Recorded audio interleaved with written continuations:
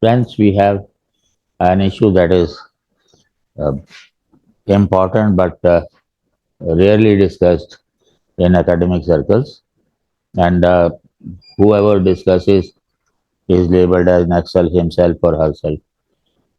But that the most security camps in Chhattisgarh, Jharkhand set up on the tribal properties, and this is revealed in a report, Security and Insecurity, Bastar Division, Chhattisgarh 23-24.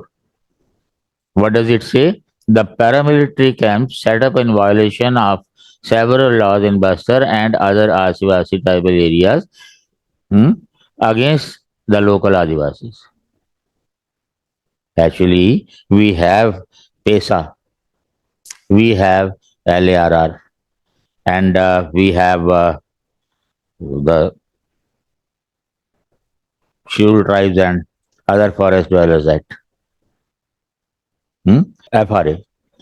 But despite all these, the government, I doubt, I cannot blame paramilitary camps because I wonder if the administration had told them that you cannot have without the permission of local panchayats under PESA.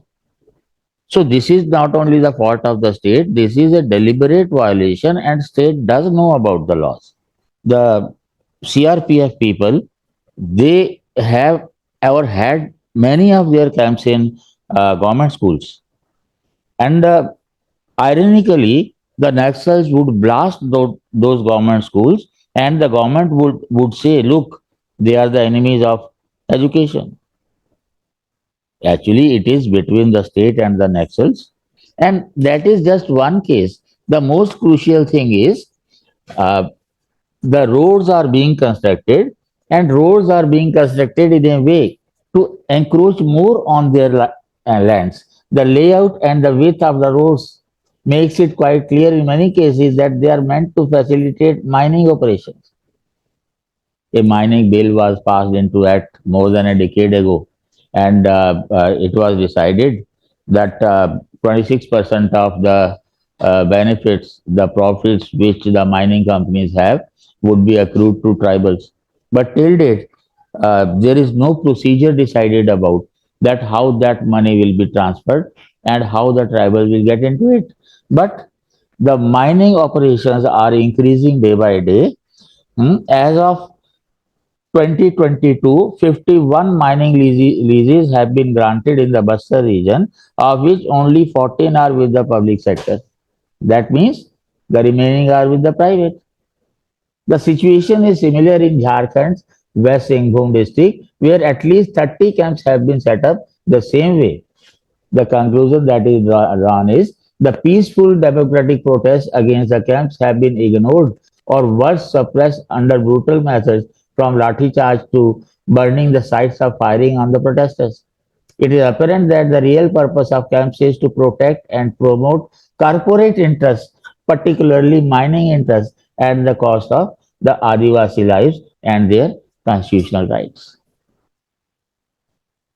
I agree with what this Hindu news of yesterday says. The fact is that every development in the name of development that is done in tribal areas, it suits the corporates. My simple contention is that even when the state gets a royalty for mining, why not that royalty be transferred to the genuine stakeholders, that is the tribals?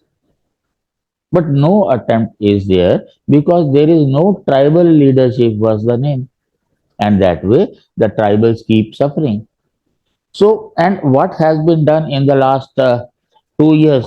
You had a government order and you had uh, an act whereby the collector has been given all the rights, overriding the rights of the panchayats.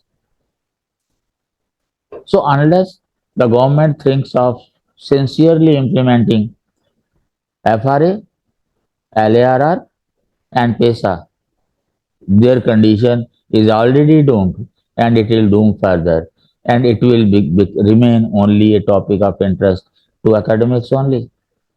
The time is there. This is the time when we should think seriously about their rights. They say that tribals are occupying 27% of the area. Their population is less than 10%. What else they want?